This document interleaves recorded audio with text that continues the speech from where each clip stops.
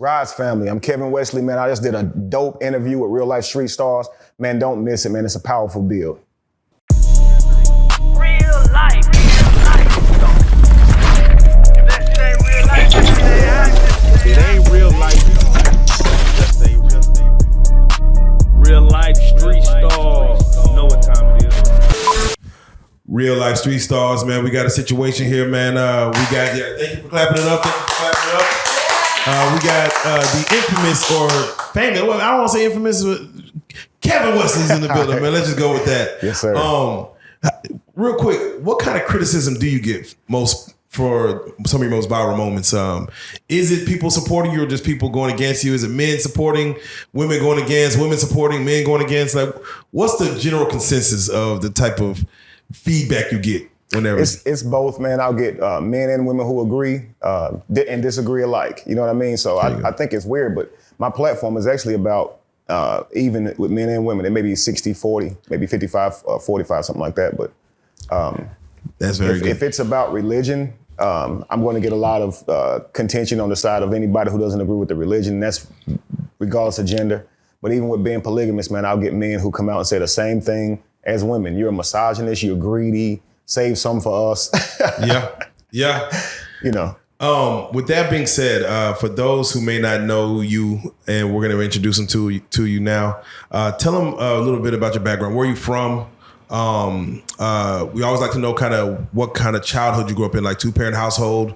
Did your parents stay together? Did you have brothers and sisters? Were you the oldest, youngest? Kind of take us through your location and kind of your generalization of coming up. Okay, so I grew up in a really small town. It's about an hour outside of Charlotte, called Rutherford County or Forest City. Real small town, man. But my mother ended up passing away when I was 3 years old. All right. Condolences. Yes, so thank you. Ended up growing up with my grandmother.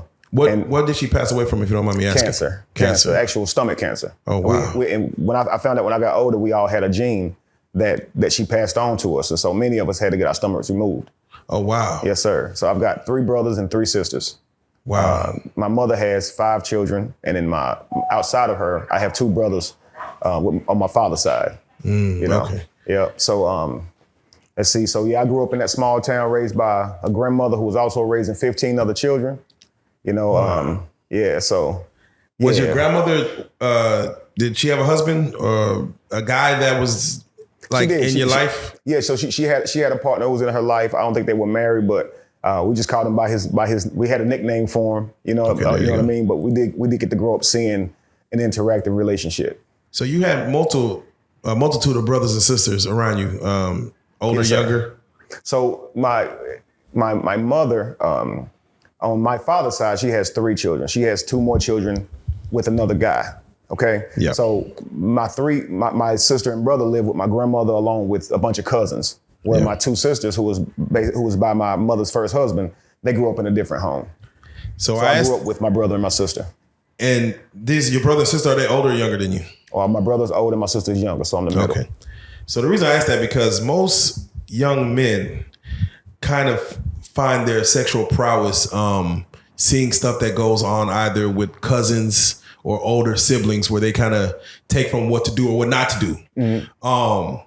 And again, we had Charleston White here, and he was making the fun of it, where he's saying like, man, I grew up, he was a single child, but he went to his cousin's house, and that's where he seen all the shit. Right. And I talked to a lot of people, they'd be like, they go over to family member house, and that's where they seen stuff that they don't normally see at home. Were you exposed to anything early on as far as just like sexual behavior from either your older brother, maybe your grandparents didn't care what they did in front of you, or a cousin's house, anything like that? No, not at all. My grandmother was actually very modest. You never heard her talk about sex. You never saw her I never saw her kiss who we would call our grandfather. You know, so they never did anything interactive with each other. No PDA. I don't even think they slept in the same room, man. It was a weird relationship. Oh, that's old school. They I Love Lucy. Yeah, they Ricky and Lucy with it. Listen, man, they made it work, but it wasn't something like, you know, what I would call a harmonious relationship. So basically what I kind of learned is how not to do it. I watched my aunts and all of the type of relationships they were in, and I said, I know how I'm going to hold my relationship. Okay. So with that being said, let's go ahead and get right into it then, man, because, you know, you're here in Dallas. You were amongst a panel of people to discuss, I believe it was relationships in general. I forgot the name of the actual topic of conversation, but it was about relationships and things of that nature.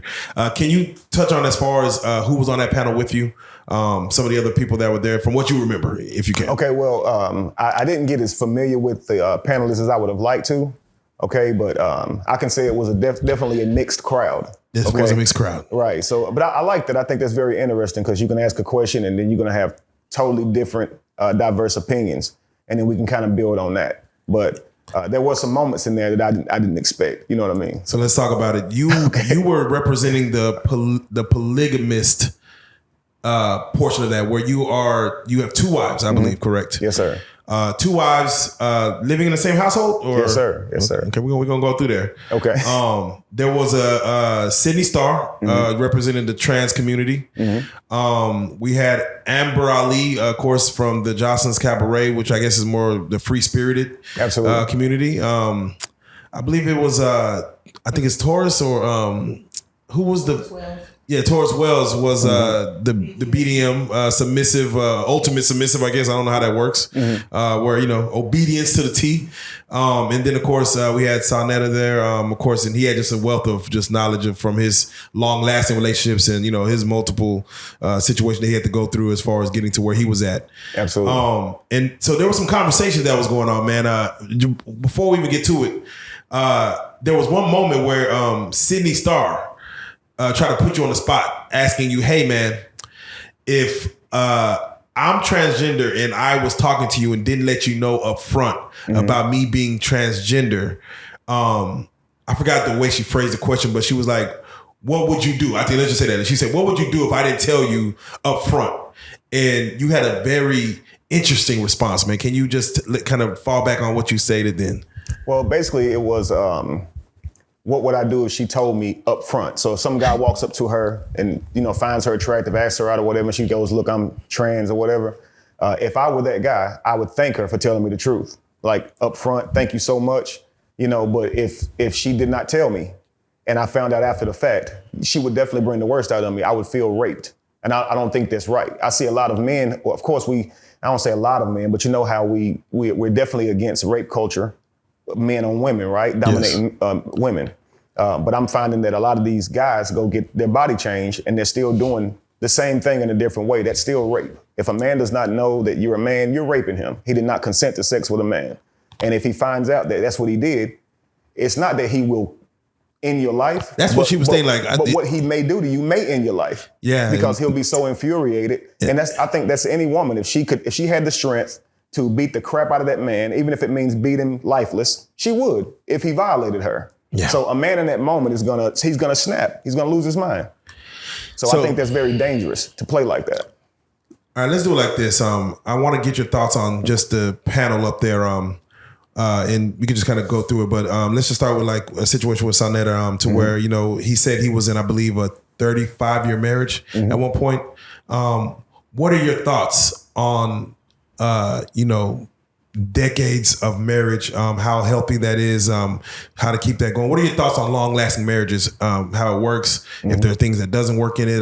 What are your thoughts on someone who goes through a long-lasting marriage? Absolutely. So that's my goal. I believe that we should have long-lasting relationships, have children that we raise up into their adulthood and grow old together, and then pass on what we earn in our lives to our children and create that legacy and lineage.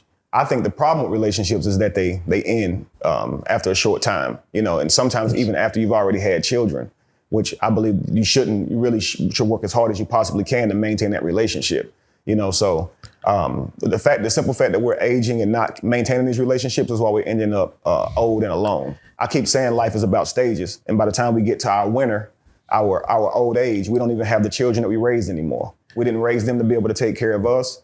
And we didn't maintain the relationship we was in. So we often end up passing away in a resting home or a retirement home or on the side of the street. Do you believe divorce should exist? Like, should divorce be a thing? Because I do. Okay. For a certain, people got to have their freedom. So I wouldn't even say that, people shouldn't be able to get the divorce if they want it. But in some cultures, man, divorce is not even a word. It's not even a word. That's what I said. In the Western culture, the thought of saying, I want to get married, but in the back of your mind, if this doesn't work, I could get a divorce. Right. It kind of taints the whole concept of marriage. Right. So with that being said, if let's say divorce was not an option, do you think people would get married as quick or as often as they do? I believe that men would still, I think more men would want marriage. Yeah, men like ownership. Men like ownership. Leaving them was not an option after they've already invested, had children with you, because you got to think, for a man, divorce is a nightmare because typically they don't end up with their kids in the home. So just think about if a woman, say she opted for divorce, or the man could opt for divorce and take the children. What if we lived in that world? She would be very afraid of marriage. Yes. Because not only are you leaving, you're taking my children. And we're the only person who stands to lose our children just off her whim. So if men were told, okay, if you get married now, it has to stay together, it has to work, I think more men would want to do that. I think a lot of women nowadays, they may have some concerns with that. Yeah, no, most definitely. Okay, let's move on to, I believe, Sydney Star was there representing the trans community. What are your thoughts as far as just in the trans community in general, as far as, the rights that they're wanting to, of course, obtain? These are technically men that are has identified as women, and they're fighting more for the women rights side of things. What do you see when you see transgender? Do you see a man? Do you see a woman? Do you see someone lost? I mean, what do you see? What do you see? So, no offense to anybody out there who is trans, but I live in reality. It's very difficult for me to call a man a woman, regardless of the changes that he's made to himself. I'm always going to see a man, even with the people choosing whether you call them him or her and all those types of things. I ain't gonna say I will call you what you want to be called, but I'm gonna see you as the gender that you were born with. I'm old school, man. So I imagine that by the time I'm 60 years old, 70 years old, talking like this, I'll be counseled for not saying the things that agree with the social norm. You know what I mean? Most definitely. I think it's scary because if you think like, who was it? Donald Sterling, he had said something to this girl about black people, of course, right? And he ends up losing his whole team and all these things end up happening. He gets suspended and all this type of stuff. Right. When really he was raised back in the day when that type of thought was acceptable, right? And so now the teachers and all the peers who he grew up with, who kind of gave him this mindset, programmed it into him. Now he's an old man and all those people are around dead. and now he has this thought, and the world has changed. And now he's racist. Where in back in the day, that was how you thought. So I find myself in that situation now when I'm asked about questions about social norms. If I say, hey, a man is a man, a woman is a woman, now I sound like I have a problem with people. But that's how I was raised, man. Yeah, no, it seems like, again, I go back to Western culture because it seems like in, there's parts of Africa and things of that nature, there are no tolerance. There's some countries that are no tolerance, and it's funny because there's invisible lines when you look at government in states and countries where you're like, hey, this is tolerated over here, and when you cross this invisible line, this is not tolerated, and it's just the thought process of that. It's just crazy. Your nationality, do you have the sense, or do you know? Did your DNA to kind of know what tribe you're from? Okay. I have not. You should do that one day. Just in case. Very interested. Absolutely. So let's move on to, let's say we had Amber Ali up there, who of course represents, the bad girl type era, the young girl who is more like a city girl, let's just say the city girl type, who's more freely promiscuous and things like that. What are your thoughts on women who now claiming their sexuality and just being more out there with their sexuality? Because this was not something that was happening, a couple of decades ago. This is brand new, and we're coming across to it. So what are your thoughts when you see like the city girl type mentality? So I see that, like I see men who lose kind of connection with their masculinity. You know what I mean? So don't get me wrong, there's always been loose women, and there's always going to be loose women. And that's why I was saying last night, a man should choose a woman who is suitable for marriage. There'll always be women out here who carry themselves like that, but it wasn't praised. You're absolutely right. The reason that it was shamed was because it is a detriment to our community. It leads to hookup culture, and that's why we have all these children out of wedlock. Oh, man. So if we be honest, women have a superpower. If they raised their standards and they weren't so loose, men would step up to earn them because we love women, man. So we're going to do it, whatever it takes to be able to have women around us. So if women had these standards all the way across the board, not Not we can go and find somebody who don't have standards, because, you know, all men would step up. And if men decided, I won't deal with a woman who's loose, women would step up. So we all can change our reality by changing our standards. That is facts. That is facts. So moving on to like Taurus, where he's in the, I guess you call it the BDM, the you know, the ultimate submissive, to where, you know, during the interview, one of his submissives, I guess is what you call it, came there, and, you know, she knelt and, you know, by his feet and stayed there until, you know, I guess he told her to move. I guess I don't know. What are your thoughts on those extreme relationships to where the balance of power, let's say, is on such an extreme level to where it works, or do you feel it doesn't work? Well, if there's harmony, I always say relationships are about the people in them, right? So some woman who's in a relationship like that, she may want that in her life. And a man who has a woman like that, he may need that in his life. If what they found is each other, it's absolutely perfectly fine.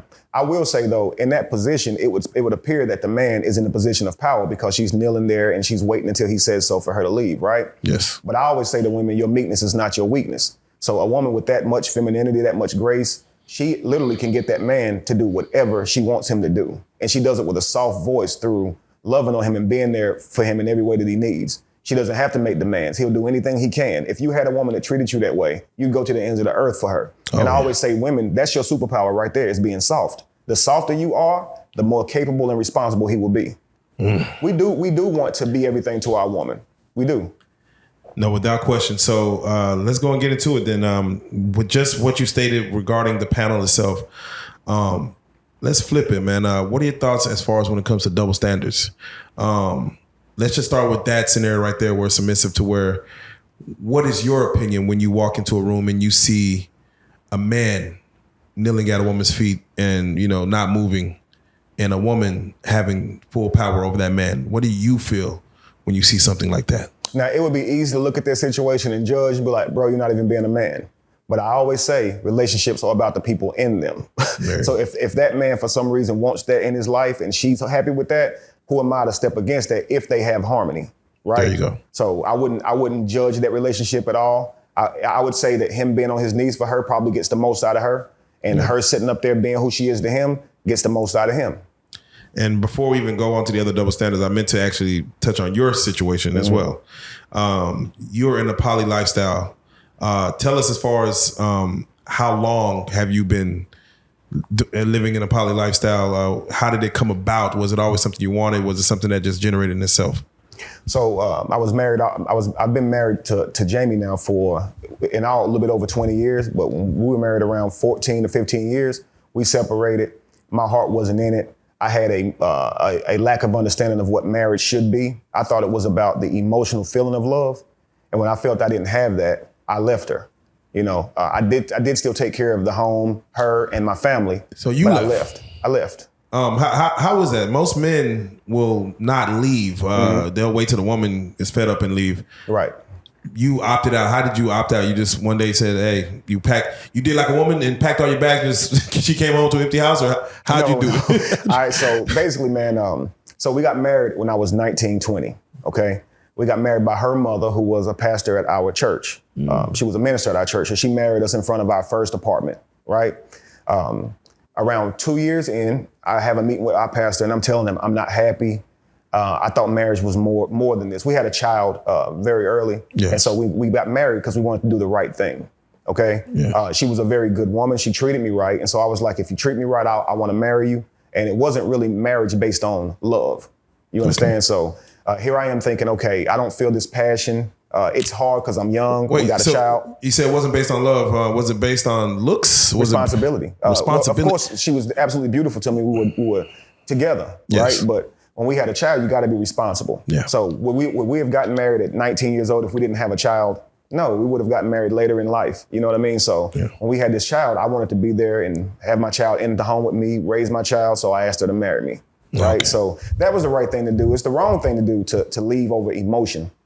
But I probably brought her to that point maybe 3 times, having meetings with our pastor, telling him I wanted to leave. And he would always encourage me, you stay in a marriage. It's not about how you feel. It's about the covenant and the commitment. So I would make it last, But at year 15, I went to Jamie and I sat down with her and I just told her, look, I got to go. I'm just not happy. And she said, I understand if she was tired of me, you know, sitting her down and having that same conversation every 2 or 3 years. And so finally she just said, I'm not even gonna argue this time. And if you go, I guess you go. And I told her I would make sure that she was taken care of. She always stayed home and let me, you know, go out and be a man and work and take care of everything. So I wasn't gonna leave and her not have the finances that she needed. So I made sure all the bills were taken care of while she did what she needed to do to get set up for that. She didn't fight. She didn't put up no fight.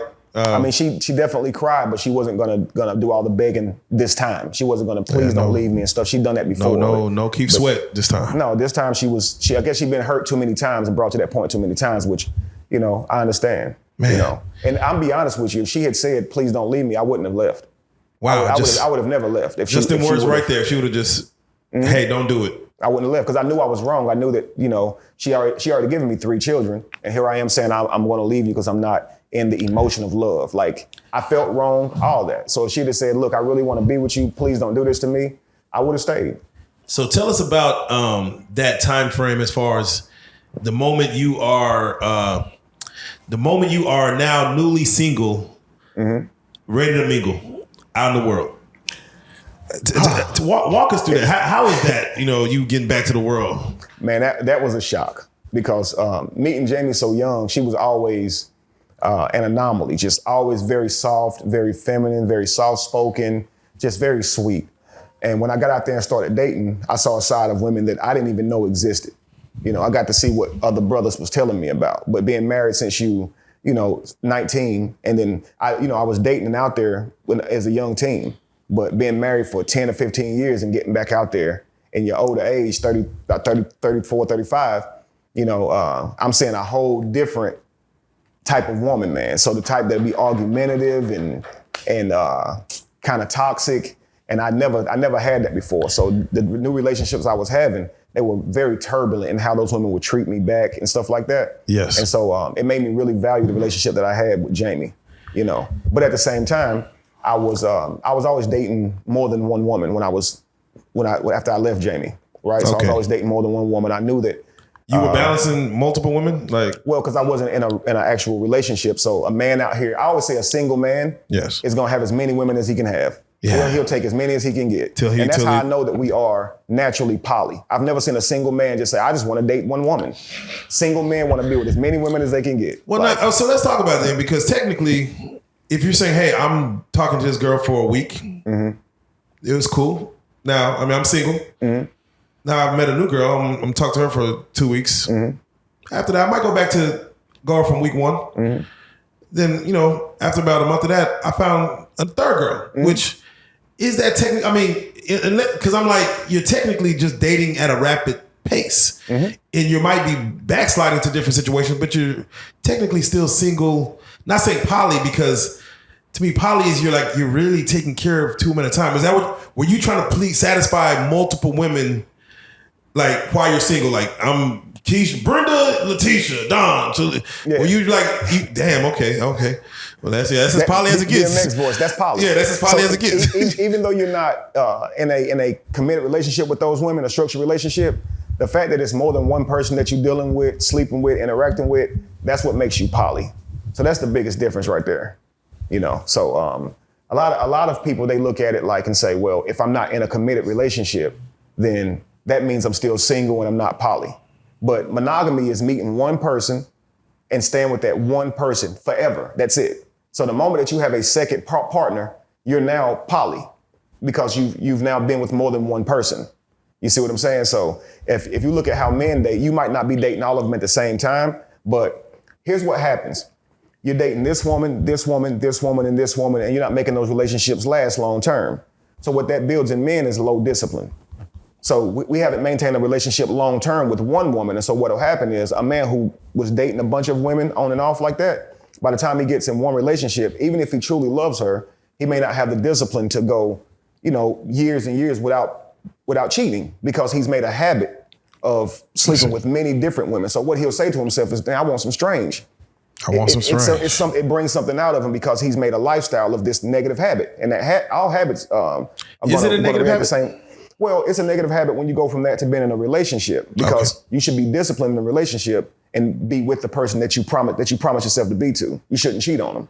Well, so let's talk about it then, because technically there are some relationships where they're open, you know, and Right. I don't think we had any open relationships up there where it's just like, hey, y'all could go.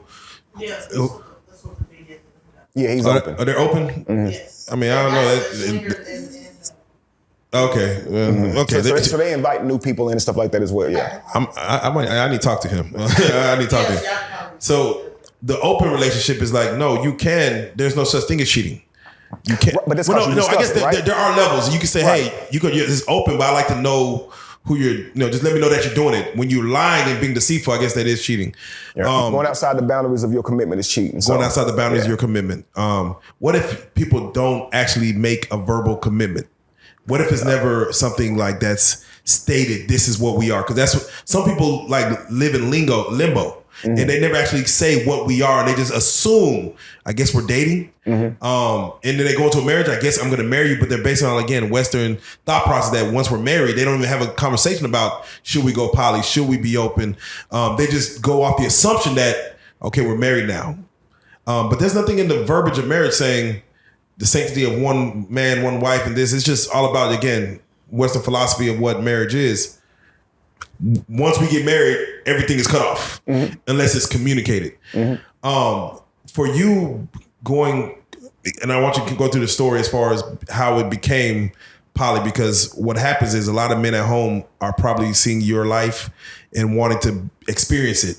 Absolutely. But they don't know how to go about it. Either they've been with their person too long, or it's too new, or they don't know how to verbiage it. You know, most people who get in, like, let's say threesome situations, it's normally the girl picking and saying, yes, let's do it, versus the man saying, hey, I want a threesome, tell Keisha come over here. It's going to be more so the woman, because, you know, we are, like you said, here to please the women.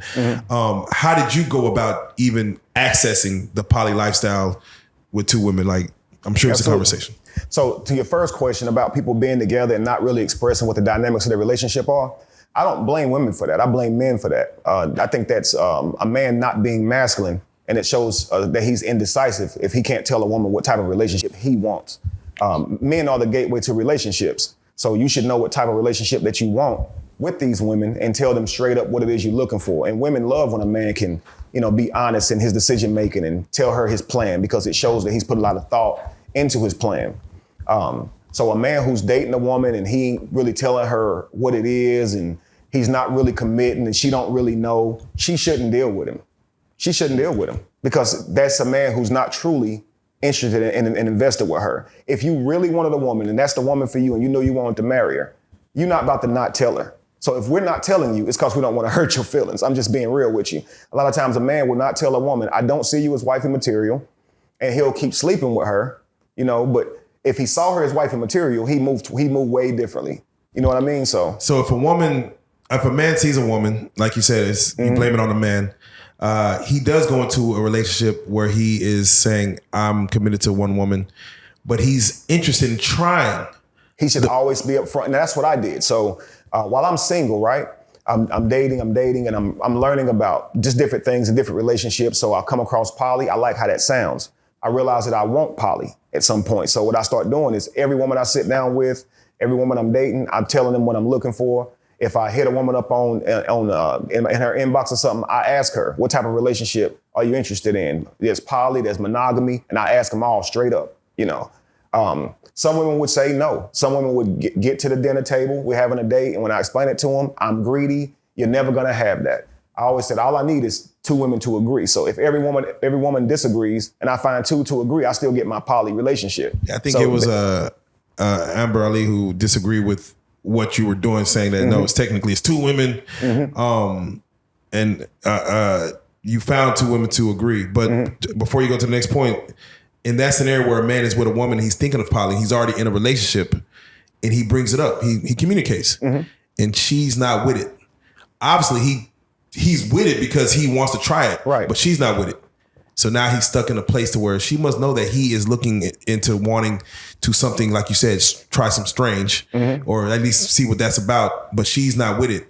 And now the dynamic could change right there. Absolutely. Should he walk away from that situation and just say, hey, I'm going to go find myself because you're not with this? Or should he try to say, let me curb this appetite and, you know, suppress it to be with the woman. I do love this woman. I mean, I just want to try something new, but I don't want to mess up a good thing.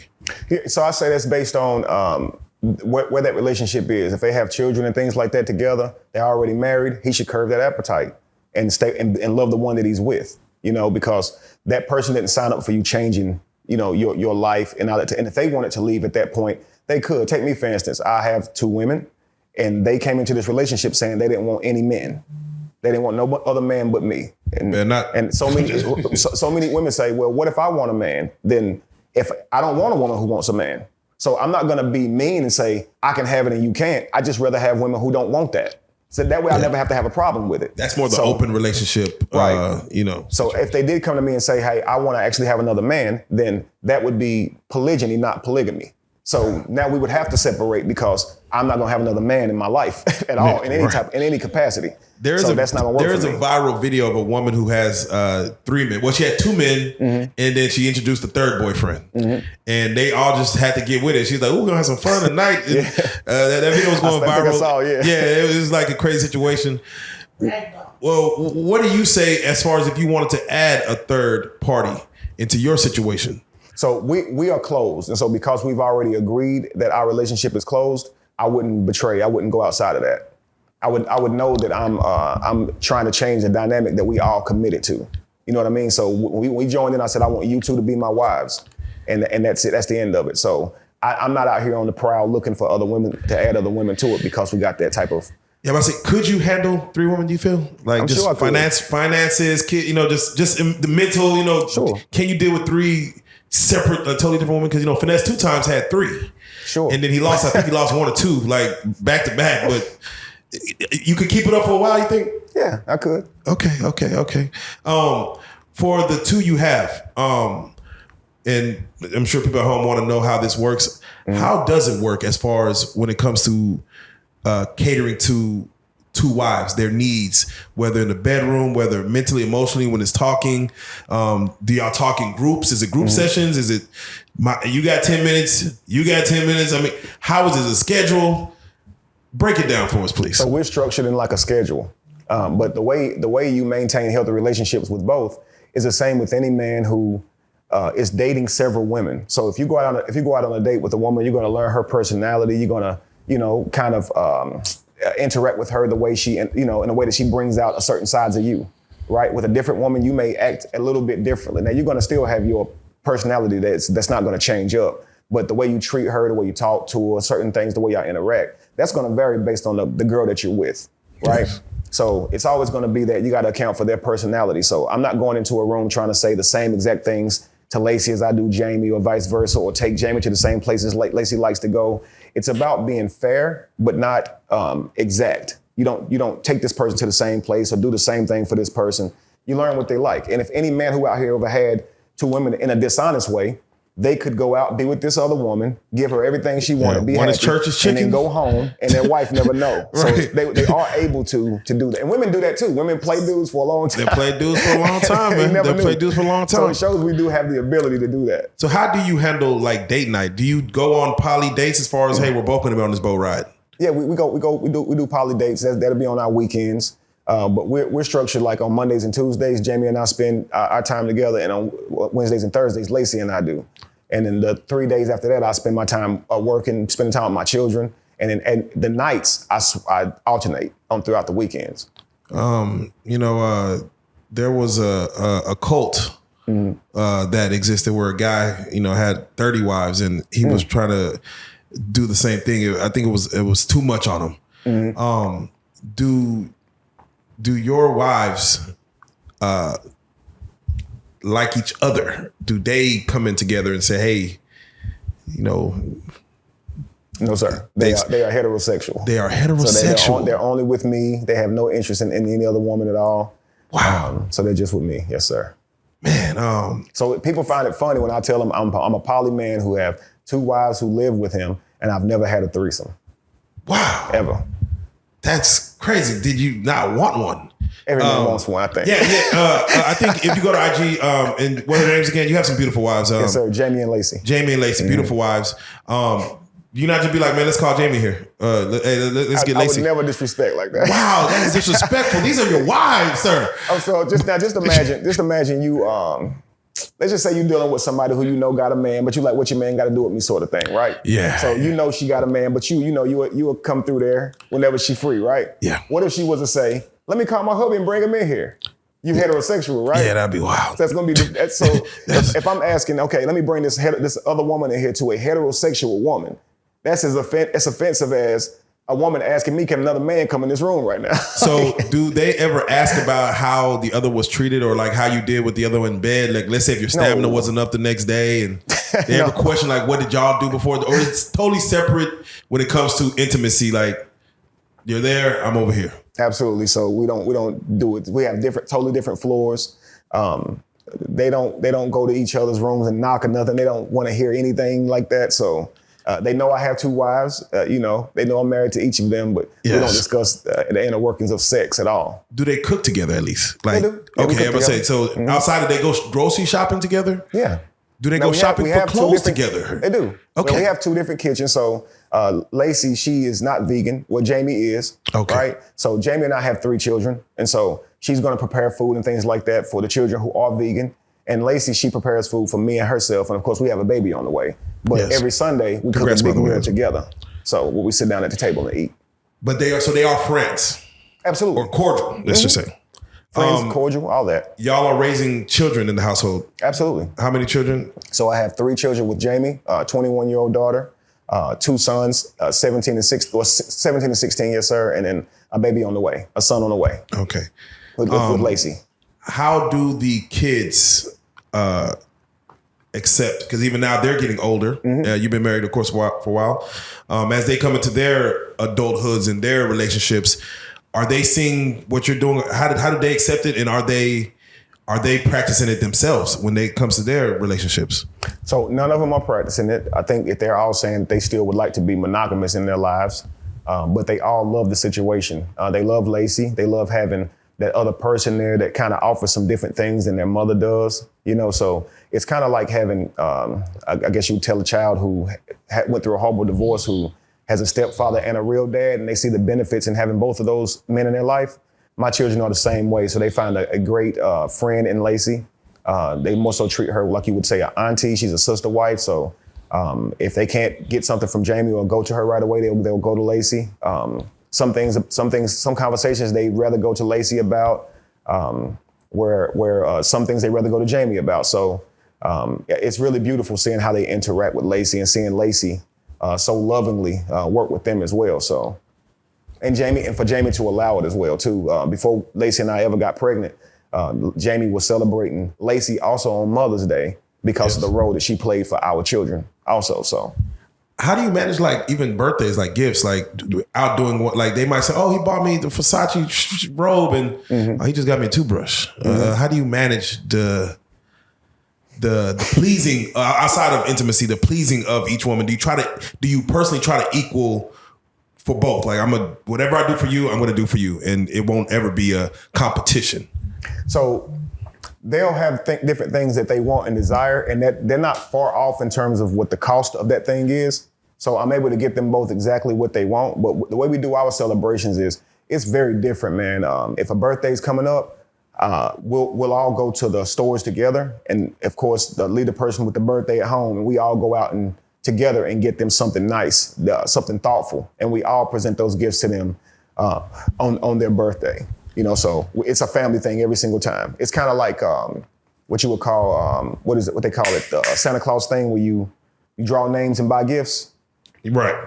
We all go out and do a gift, tell the person why we got that for them, why we thought of them in this way for their birthday and things like that. But yeah, the whole family is catering to you on your birthday. Can you see yourself getting old? I just love this conversation because there's so many scenarios. If one wants a divorce for whatever reason, would you look to replace? Like, are you stuck into the poly lifestyle now where you're like, okay, Lacey, we're going to try to find someone else if Jamie wants it? Like, not saying, again, I'm not wishing nothing on that, but I'm saying if one wanted to get out of it, would you be looking to replace over time someone to come back in there? I think so, yeah. But that would definitely be based on how quickly whichever wife would stay would be wanting to move, because of course she would have taken a loss too with us being left. So we put up, it's not just about that person. Man, we invest so much into this relationship that if one person left, we'd all be devastated. I've turned each one of them, including my children, into a stream of income. So if you're thinking like, if you as a man is the hunter, if you have a wife coming to your family, now you have a gardener, right? If you have another wife, that's another garden. And so all these things come into place if you should ever get injured hunting, right? And they come into place when it comes to leaving an inheritance to your tribe. The main point is to try and generate wealth so you can have life and have it more abundantly. So if you put all that into a person, like a man would pour into his wife, make sure that she's stable, she has all she needs, create businesses for her, has her this huge income, and now she leaves, that's gonna hurt the whole unit because you banked on that income being there for the future. Yes. Right. So both parties will probably be hurt that this person left. So what if like the divorce was caused by you? What state are you in? I'm in Georgia. Georgia. Mm-hmm. Are you legally married? No, you cannot do that. They'll find the crap out of you. So y'all just jumped over the broom. And so what we do is I did a personal contract with Lacey, and Jamie and I already had been married since I was 19. Okay. So legally is you said personal contract with Jamie? No, with Lacey. With Lacey. Mm-hmm. Legally, is she entitled to anything if Absolutely. you messed up and she wants a divorce? Or not even a divorce. Is she entitled to anything as spousal support for common law marriage? I don't know, man. I'm confused. Absolutely. But she's entitled to something to get back on her feet. Absolutely. Through the government, they would look at her as in, yes. Absolutely. And I'd encourage all couples out there to look into what is called a cohabitation agreement. So This is even for the people who move in together and they practice in a real relationship, but they're not actually married. A cohabitation agreement actually protects both of you guys. So while you're working and investing in each other, nobody's going to be left high and dry after investing into a relationship that probably didn't earn marriage. So definitely, yeah, look into that. So let's go and do it like this. When it comes to Jamie and the baby's father, do you not worry about them ever wanting to? I don't want to say step out, but let's say cheat. And the only reason I ask it because you recently posted a video on your Instagram where a man found his woman cheating, and he said, "I'm gonna go approach her." And ask her, "Are you cheating on me?" If she lies, we're done. But if she would have told the truth, I would probably stay. First of all, before you answer that question, what are your thoughts as far as one of your wives maybe ever getting courted by another man outside of what you see, like just somebody trying to interfere in y'all's poly situation? If she's courting another man, like letting him take her out on dates and giving him her time and energy, then she's already ended the relationship. So she shouldn't be sending signals or anything like that to any man if she's married to me. There you go. So she ended the relationship if she cheats on me. And Jamie and I, all of our children are together, so there's no other man in the picture. But if I'm cheated on, I'm leaving. There's no ifs, ands, or buts. You have to have loyalty. So with that being said, if there was a situation where cheating is involved, is it an automatic end of a relationship for you? Absolutely. So I would make sure that all parties know if you decide to be with this person, you're ending this relationship, especially if I find out. You know what I mean? So yeah, I'm not gonna tolerate somebody who would lie to my face and then go do something that could actually bring me back something that I can get if I'm going around sleeping with anybody myself. So I think if you're in a relationship, you should be protected from getting STDs and things like that can come along with hookup culture. And so if you with somebody and they still subjecting you to that, they don't deserve a relationship with you. So what if the old adage, I slipped and fell on his, and she tells you like, hey, I messed up yesterday. I had a couple of mimosas and one thing led to another and it happened. And they tell you, and they are definitely apologetic and you can see they're sincere. Could you consider saying, okay, they could get a one-off? I'm not telling you to get a one-off. I'm not promoting no kind of, but I'm just asking, can your love over, like your love, can your love conquer that? Like, no. I'll say like if I'm willing to lay my life down, work to resource and protect my wives, if I have the promise of their sacred womb. I don't want them sharing that with any other man. I don't want no other children coming into my life that's not through me. I don't want them sleeping with any other men. So yeah, if they were to do something like that, like I said, I would look at that like you ended the relationship. That's absolutely something I would not tolerate. Okay. That would be like me having another woman that I'm going out and taking care of and resourcing and them not know about it. Yeah. You see what I'm saying? The deceit. Right. Definitely it's hard to get past the deceit of it. Love is strong, but there are boundaries. Right. And that's why I'm poly. I believe in honesty. So I'm thinking, hey, you could have had whatever relationship you wanted. You should have said these things in the beginning, right? You don't sit here and commit to somebody and then go do something else when they're not looking. You know what I mean? You also made mention of, as far as a man, you're still interested in women. You still look at women. Do you like, I think you said it's funny the other day, you're like, as you're walking with your woman, some men will not look at other women, like purposely look in the sky and not try to look and not get eye contact. Do you walk and do you still look at other women? They look at you. Do you still hit them with the, the Rico Suave look and what's the procedure when you're out and about with your wife or wives and you see something of interest that catches your eye and you catch it? There's a look there. Right. So, you know how we always talk about how women oftentimes in relationships still want to dress half naked and seductive. And that man is often saying, put some clothes on. And she's like, you met me dressed like this. I should be able to, they pull that stunt, right? Yeah. Especially with the Keke Palmer type thing. Yeah. So I always say, if I had a woman that did that, right? Yeah. And I can say, I don't like what you have on. I'm uncomfortable with it. Can you put on a little bit more clothes? I don't want to have to fight no dudes off with no stick. I don't want every dude ogling you when you walk by. Can you put something else on? If she says no to me and she says, I have autonomy, I got freedom of body, then so do I. Wear what you want and I'm going to look where I want. Oh, damn. She wouldn't like that. So if we're walking and holding hands and some girl walk by that I like and I my neck looking at her, his neck broke. Now all of a sudden she'll understand where we're coming from. Yeah. You see, because if you can walk out here and have all these men looking at you, why can't I look wherever I want to look? See, I'm going to be professional, respectful, and you're not going to find me staring at other women and looking at them. You go. And so my conversation would be, if you don't put something on, we can go out, but I'm going to look at women how I want to look at them, as long as I want to look at them. And when I do, I'm going to lick my lips and everything. Wait, do you do that now? No. If I had a situation like that. Because a lot of times women, it's very difficult for them to understand what you're saying unless you can kind of show them what you're saying.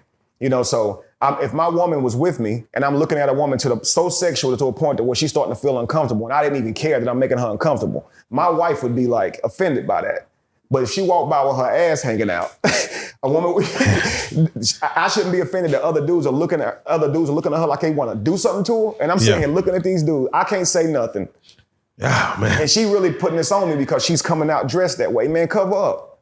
Because that's for me. That ain't for all these other men. I even say if a woman is posting half-naked pictures on Facebook or social media, she's cheating. And if a man is liking and commenting other girls under her social media, he's cheating. Wow. So a woman who thirst traps is cheating. If she got a man and she's going to put herself out there, show her breasts, her butt, she is saying, I want other men to want to fuck me. I swear that's what she's saying. That seems like what they're saying. Yeah, and men are going to treat you different, be in your inbox. And as a man, you don't want to see your wife up there showing half her naked body. That's like you up there throwing dollars on camera.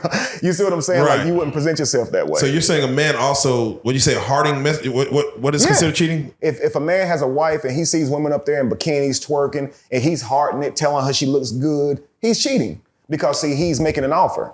When a woman says, hey, I'm going to send you a signal, I want you to holler at me, that's her cheating, that's her being seductive. She's using her seductiveness to seduction to get you to talk to her. And when a man says, hey, you look really cute today, you got to think if she says, oh, thank you, and she says something back, that is him kind of working his way in there. So if I'm a woman and I see my man doing that, I won't have a problem with that. So y'all have killed all flirtation in y'all relationship outside of what y'all do for each other. Absolutely. That's amazing. That's amazing. I mean, it would be embarrassing, if I'm commenting to other women, telling them how beautiful they are. I could just tell my wives how beautiful they are. Yeah. What are your thoughts on Derek Jackson? Man, he put up a facade like a motherfucker. He had his wife sitting there explaining how he wronged her. And then now she she's dealt with enough and she's left him, and I guess he continued to do it after their public apology. And she said she got to the point where she would study women that he cheated on her, her with. She would study their bodies more than herself because she was just so honed in on what he wanted. What are your thoughts on him? And what are your thoughts on the woman to give him, the once a cheater, always a cheater, things like that? So I think that type of relationship, I blame both. You know he's not a capable man. He's not disciplined. You shouldn't keep dealing with him. He's gonna bring you to a place you never want to be. And that there it is, looking at other women, sizing them up, trying to fit into this mold for this man. And that's not a safe place for a woman at all. So she's wrong for going into a relationship and staying in a relationship with a man like that. However, he is wrong for how he's treating her. A man should always be honest. I always say, if you're a grown man, what's your problem with being honest? She can't kick your ass, right? Like now, when I was a child, I would lie because I didn't want to get a whooping, right? But when you're a grown man, you shouldn't have to lie. Like a man should be disciplined to get to a place to where he never has to lie. So if you cheating, and you got to put your phone down because they're going to call you at the wrong time, right? Yes. The women that you're dealing with, they're not going to call you until you walk in the house with your, well, they do. I think they do know better. I think they got a spidey sense. It's about dinner time. I think they got a spidey sense that know when your ass gets home with your wife. Let me go call and send a text.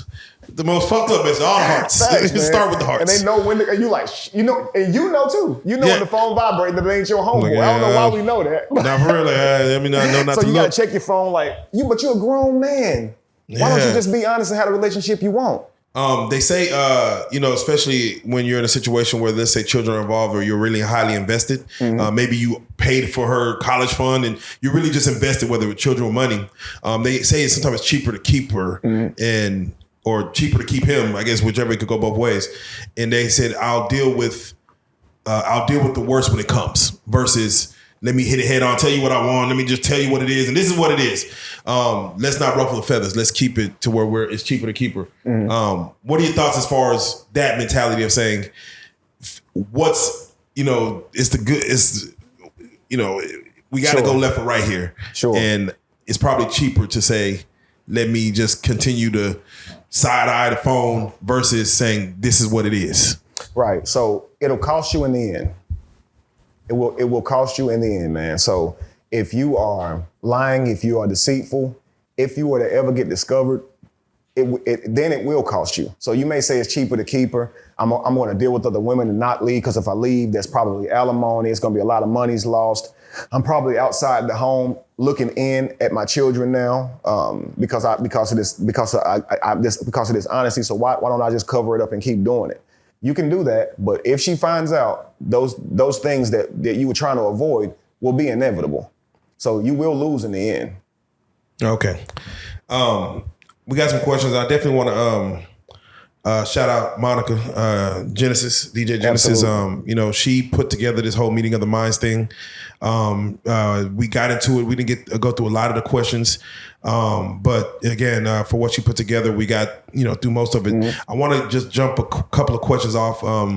You can have a long answer or a fast answer. I just want to get a couple off as far as for those that may wonder how this could work, of your thought process. And one of those questions were, what are potential consequences of neglecting intimacy in a relationship? That person lashing out at you. I did a video a while back of a woman who was denying her husband sex, and he was so angry, and he was like saying, I need this, you don't understand. And she was just complaining about, like, he just wants sex and I don't want to give it to him. I'm like, that connection is divine. Like, when you cut him off from that, you putting him in a state of confusion, pain, all that. So a man needs that emotional connection with his wife. He needs that, so. Should a man be, if a man is married, happily married, should a man be masturbating? I don't think so. I think that they should explore their life together. At least she should masturbate him for him if they're gonna do it. Yeah. Say, reach around. Come on now. Well, what you got your dick in your hand for? You're married. Right. Let me help you out with that. Okay. Another question was, how can you overcome societal taboos and communicate openly about like sexual desires and boundaries? Meaning, of course, you do want to push the envelope a little bit. Maybe something your girlfriend told you about, like, oh, we tried this. Maybe bringing a sex toy into the program. Yeah, maybe. Oh, yeah. I'm sorry.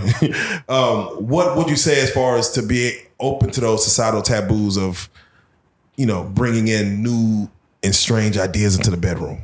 Yeah, I say you should definitely be open to listen to what your partner likes when it comes to sex. I always say the bedroom is undefiled. If I'm a very passionate person in my life, when it comes to speaking out, helping people, standing up for what I believe in. So I believe you should be equally passionate in the bedroom, so get the most out of the experiences as you can by telling your partner what it is you like, when it comes to sex. So we should be open to, yeah. Okay. What advice would you give individuals, couples struggling with issues of sexual compatibility?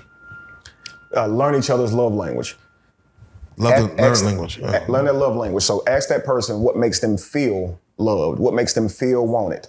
Like, in life you want to feel loved, but during sex you want to feel wanted, right? Yeah. So if you're having this type of issue, you ask your partner, what makes you feel wanted? What makes you feel loved? Because what you're doing to make them feel wanted or loved may not make them feel that. So it's kind of like speaking Spanish to somebody who doesn't understand Spanish, right? So say a man might want to be talked to. He might want to be complimented about sexual body parts. It might turn him on for her to say, you're big, or it feels good. And if he doesn't hear that, then it could kill his momentum, throw him off, make him think that, he's not pleasing her. Same thing with the woman. If she's not being talked to or kissed on the way she likes, she may feel like he just want to, sleep with me. He ain't trying to really love on me. So he ain't kissing on or nothing like that. So she may feel like you kissing on her is more of an expression of love or seduction versus just going right into the act. So you got to listen to each other and what each other wants. Yeah. What do you say to when there's like, the girl be like, go deeper. Mm-hmm.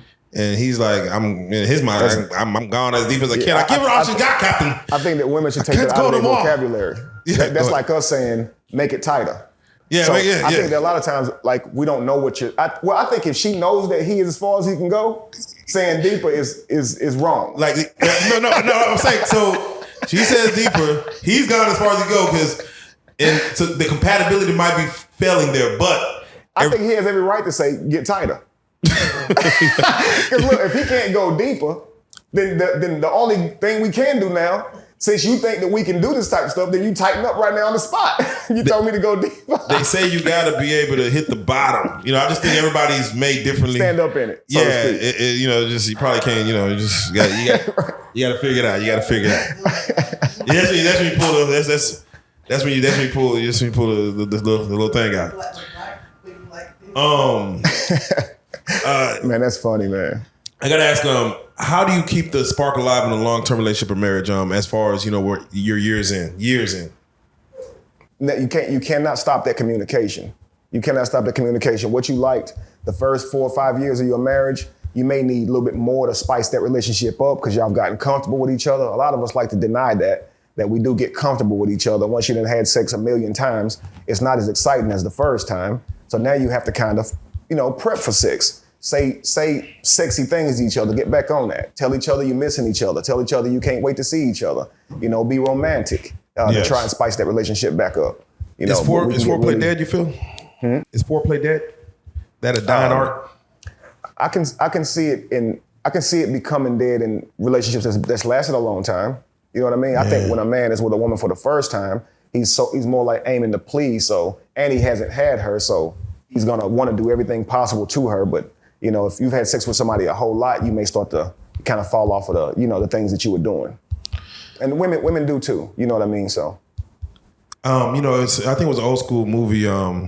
It was Don't Be a Menace to South Central While Drinking Your Deuce in the Hood, to where she pulled out the baby's food. He put out the hot dog and I don't hear stories like ice and strawberries, and I don't hear stories like that from the young kids today. And I'm like, I don't know if it still exists to where, back in the day you would do those chocolates and things, but I'm just going off what I hear. I don't hear about it as much. Mm-hmm. I don't either. Yeah, I don't know if it's just a thing of the past. Yeah, I think we've lost in the era where it's like women are becoming more, and I hate to use the word masculine, but that's what it is. And when that happens, they're not. We lose romance. So a lot of times when you're not really vulnerable in relationships and men are not leading with that type of work ethic to earn a woman, not showing her how he would treat her if she was his wife. So he's not buying flowers. He's not buying chocolates. He's not doing all of that because he's invulnerable, right? He wants to pretend that he don't really like her. He can do without her. So he's not really going to approach her like, hey, look, I'm feeling you. I want you to be mine. And I'm willing to do whatever it can take to earn you. And she's not going to be vulnerable and tell that man that she really likes him and really wants to be with him. So she's going to kind of have an attitude as well. So I think that kills romance because nobody's being honest about how much they into each other. Very I true. think they can really like each other. If you think about this, a man really likes a woman, he dates her. The next day he calls her to check on her. That was sweet. Ooh, he liked me. Now he a bugaboo, right? Now Yes. a woman expresses that she really likes you. She caught feelings. So everything positive and harmonic, we now demonize and look down on. So you shouldn't catch feelings. You shouldn't be a bugaboo. And all these things are natural. They express interest. They show a person that the relationship is evolving. Okay, definitely. With that being said, another question, and this is more for the, just a general question, relationships. How do you maintain a healthy work-life balance while nurturing a personal relationship, like work, home? How do you cut off work, come home, and turn on the relationship part of being at home now? So now I worked in sales most of my life. And obviously now I do, all my work is now online with my platforms and such. But I worked in sales, and for me to be able to come home and be a husband at home, and for me to go at work and be a salesman at work, when I went to work, I mentally clocked out from home. And when I went home, I mentally clocked out from work. So I'm not going into the home with what I just experienced in today. I'm going home to love on my wife and my children. So I wipe all that off and go home and perform. I think all men should be disciplined in that area because we should be working on our utility. And that means becoming somebody so you can, be able to manage a family. And so you should never lose sight of that. You know what I mean? So even if you bring somebody into your life, you should never lose sight of that work ethic that you have to have, And I'm just curious, even in a poly lifestyle, what are you worried if something was to happen to you? What happens when you're gone? Like if you were no longer here and your wives live beyond you, like what they would do because they're in a heterosexual relationship. Mm-hmm. How do you know? Are you prepared for what may transpire next with both of them and your family? And my concern when I pass is if I were to pass, is that my family is taken care of and that I left an inheritance to them. What they do with their sexual relationships after I'm gone obviously wouldn't be my concern. I would be in the ground. I can only ask for their loyalty and commitment while we are above earth, right? So above the ground. So till death do you part. Well, there you go. There you go. What advice would you give to those people who are seeking new relationships in their late 30s, early 40s, going to their 50s? Because normally you met your wife when you were younger. Mm-hmm. You've known her for so long. Absolutely. Some people meet someone at 35, 40, 45, and there's a lifetime of stuff they don't know. What advice would you give them to get to know their partner quicker, to even look into possibly getting into a long-term relationship or even marriage? How can they speed up the process? Because sometimes you can go 3 years hiding your real self, and if you're that old, hiding who you really are.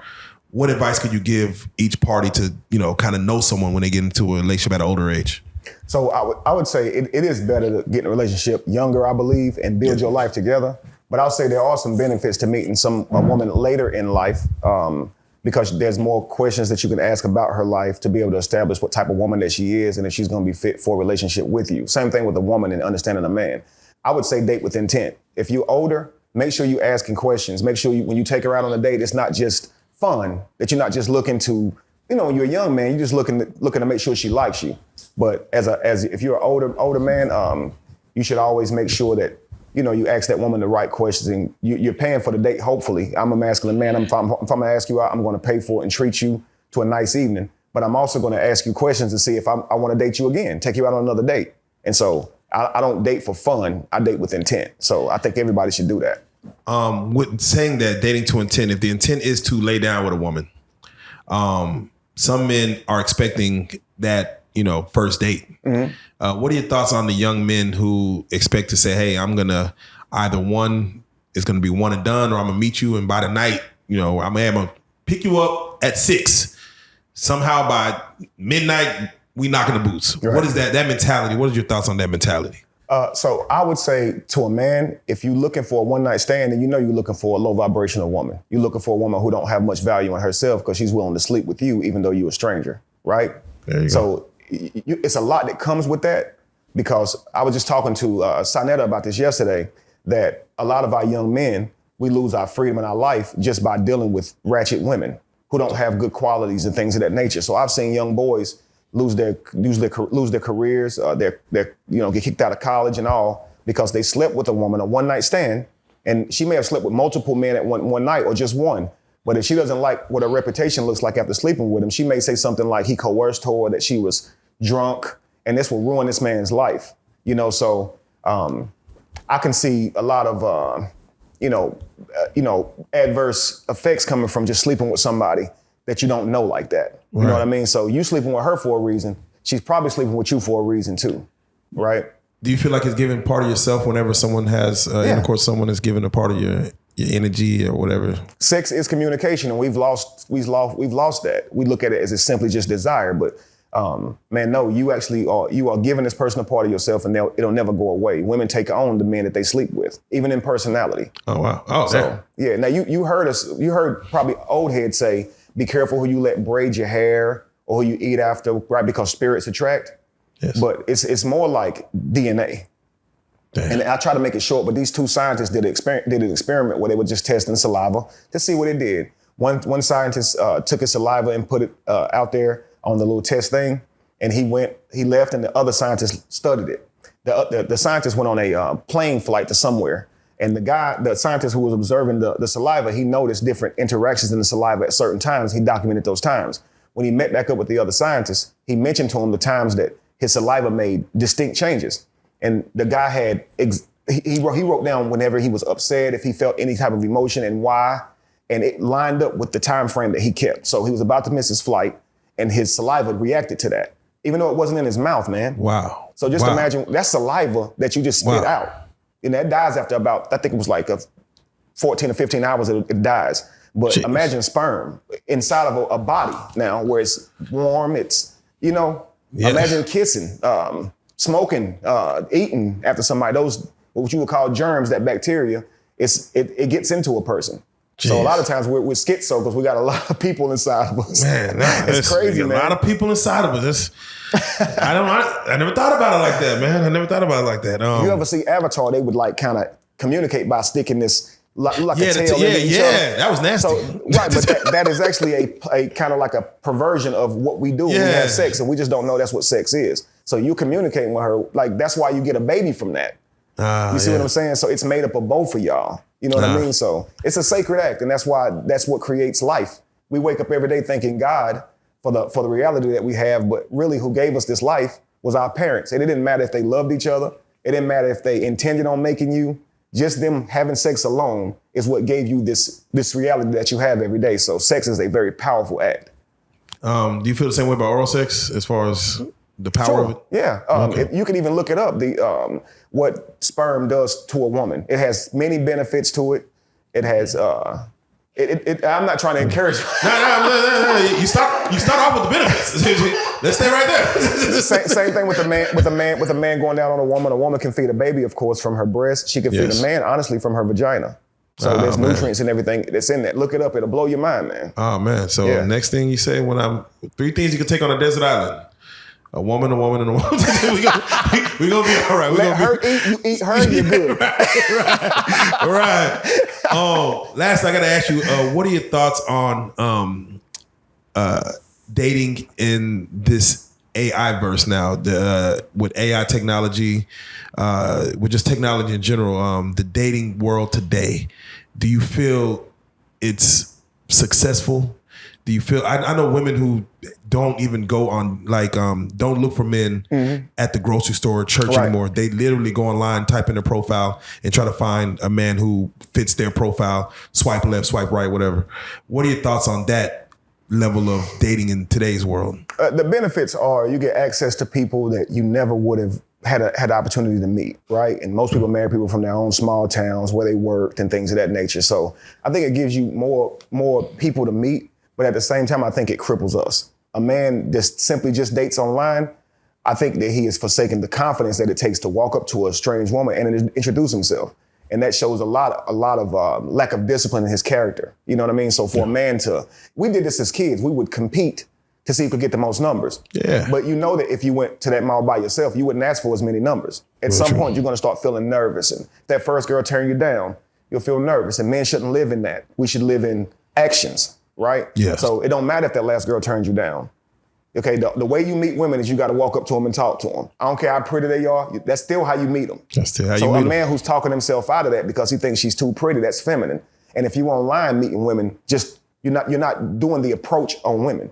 And if a woman is just meeting men that does that, she's not meeting men who actively walked up to her and approached her. So I think she loses a lot in being able to understand who that man is and what he about.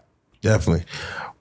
What is sex, relationships, man, woman, woman, man? What do you feel like it'll look like 1,000 years from now? It had to be based on the environment that you in. In the Western world, I imagine it would look even more bizarre than what it would look like now. If you think now, my mother passed away in 84, right? Come on, man. Or 85. If she lived today, her mind would be blown. That ain't even that long ago. That's not that long ago, man. It's like we've advanced so far. That's 38 37 years ago. She would be blown away, just the world in itself of how America looks. So in 1,000 years, man, I don't even know if I could imagine it. Do you feel like we'll be able to fully change a man into a woman to a man with plastic surgery? Absolutely not. We are who we're born as, man. And 1,000 years from now, you'll have a woman who calls herself a him and another woman who calls herself a him, and it'll be called a gay relationship. Wait. right. So we switch roles, but we're technically. I mean, so wait, you don't think they could come up with like gene splicing one day and figure it out? A man's first pregnancy. It won't make you a woman. You're still a man. So if you born man with man tools, then you're a man. That's how we've always understood life, and that's just where I am based on when I was raised. So if I was born 100 years from now, I might have the thinking of the world around me. But when I grew up, if you had a penis, you were a man. If you had a vagina, you were a woman. Now, if you had a penis and you like men, you gay. That's what it was. You know, It wasn't you change yourself into a woman. By removing your member. You're not a woman, man. But that's crazy, man. Kevin, for those, it's just been an enlightening conversation, man. I think this is going to be one of many, man. We definitely got to get you back because I think you're sparking something. And there's some young men at home, young women at home, you probably got a lot of understanding from you just now. And I know they're going to technically, someone might try to break down what you're saying. Some might add to what you're saying. But I can't wait to see the conversation that they have going forward with it.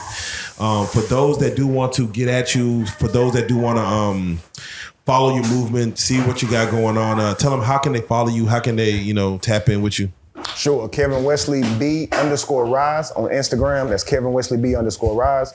Facebook is my main platform, and that's Kevin Wesley B The Evolution. YouTube is Kevin Wesley The Truth Factory. And that's another platform that I use often. I'm doing new content there, so definitely make sure y'all subscribe and follow there. And I'm on TikTok too, Kevin Wesley. There you go. Everywhere. Any shout outs you want to give? Sure. Shout out to Monica for the event. Shout out to Sinetta. Shout out to Street Stars, man. This has been an amazing weekend. I can't wait to be able to come back out here and do another build with y'all, man. It was dope. Nah, man, definitely shout out to you as well, man. We got to say it, man. We don't get this often where we have these kind of conversations, but they're always enjoyable to have in a wealth of knowledge, man. So I got to say it, man. We got him in the building, man. Kevin Wesley, man. You are a real life street star, man. Yeah, let's salute that. Let's go.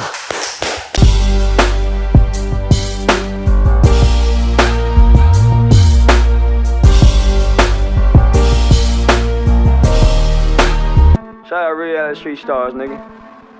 Move it. Hey.